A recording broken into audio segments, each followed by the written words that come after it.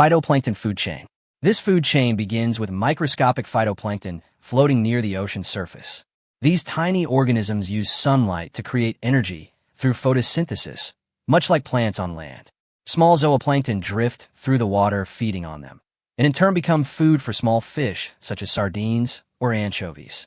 Larger predators like tuna, seals, and sharks eventually enter the chain at higher levels. Even the largest animals on Earth, including blue whales, depend on this system because they feed on enormous amounts of krill that survive by eating plankton.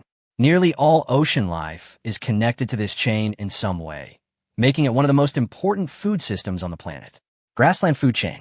Open grasslands support massive numbers of grazing animals because grasses grow quickly and spread across huge areas. In this chain, grasses are eaten by herbivores such as zebras, antelope, rabbits, or bison. Predators like lions, wolves, or cheetahs hunt those animals for energy. When the animals die, scavengers and decomposers break down the remains and return nutrients back into the soil. This constant cycle helps grasslands recover even after droughts, fires, or heavy grazing. Many famous wildlife migrations, especially in Africa, exist because of the simple but powerful connection between grass and herbivores. Forest food chain. Forests contain layered food chains that stretch from the dark soil to the tops of giant trees. Plants, leaves, seeds, and fruits provide food for insects, deer, birds, and small mammals. Snakes, owls, foxes, and wildcats then prey on these smaller animals. Deep within the forest floor, fungi and bacteria slowly decompose fallen branches and dead organisms, feeding nutrients back into the roots of trees. Because forests hold so many different species in one place, their food chains are usually more complex than those in open environments. A single tree can support hundreds of connected organisms at once. Desert food chain. Desert food chains survive under extreme heat and limited water. Cacti, shrubs, and hardy grasses form the base of the chain by storing moisture and surviving long dry periods. Insects, rodents, and reptiles feed on these plants, while predators such as snakes, hawks, and coyotes hunt them. Many desert animals are nocturnal, meaning they avoid the daytime heat and search for food during the night instead. Energy moves more slowly through desert ecosystems because plant growth is limited, so every source of food becomes valuable. Even small changes in rainfall can strongly affect the entire chain. Deep sea food chain. Far below the surface, sunlight disappears completely, yet life still survives. In many deep sea food chains, energy comes from marine snow, which is made of tiny bits of dead organisms drifting downward from upper waters. Small deep sea creatures consume this material, and larger predators feed on them. Around hydrothermal vents, however, a different system exists. Bacteria use chemicals released from the earth itself, instead of sunlight, to create energy. Tube worms, crabs, and strange fish survive around these vents because of those bacteria.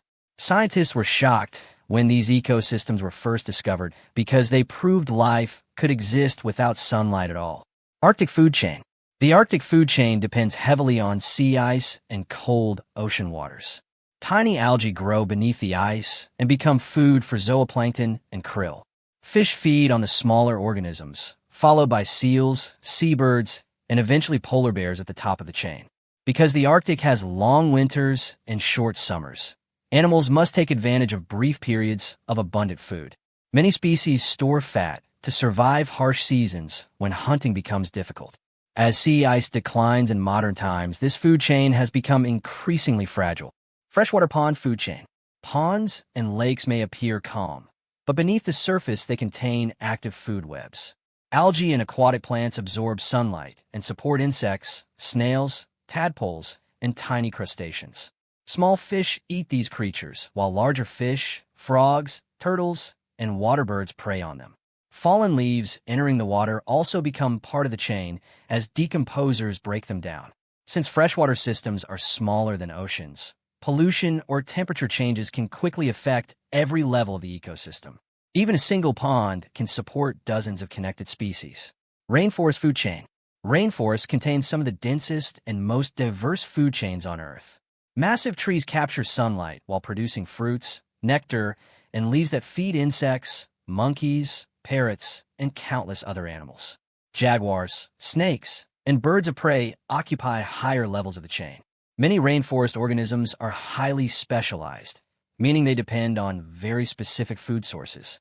Some insects feed on only one type of plant, while certain flowers rely on one animal species for pollination.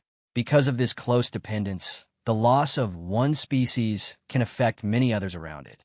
Scavenger food chain. Not every food chain begins with hunting. Scavenger chains focus on animals that feed on dead organisms instead of killing prey themselves. Vultures, hyenas, crabs, and many insects play this role in ecosystems around the world. These animals remove decaying bodies before harmful bacteria spread too widely. After scavengers consume the larger remains, decomposers such as fungi and microbes finish the process by returning nutrients to the environment. Though scavengers are sometimes viewed negatively, ecosystems would struggle without them because waste and disease would build up rapidly. Human food chain. Humans exist within food chains, but also reshape them on a global scale. Crops such as rice, wheat, and corn form the base of much of the human food system. Livestock animals convert plant energy into meat, milk, and other products, while fishing industries harvest energy from marine food chains. Unlike other species, humans can alter ecosystems through farming, technology, and trade. Entire food chains may shift because of overfishing, deforestation, or climate change caused by human activity. At the same time, humans rely completely on healthy ecosystems for survival, even if the connections are not always obvious.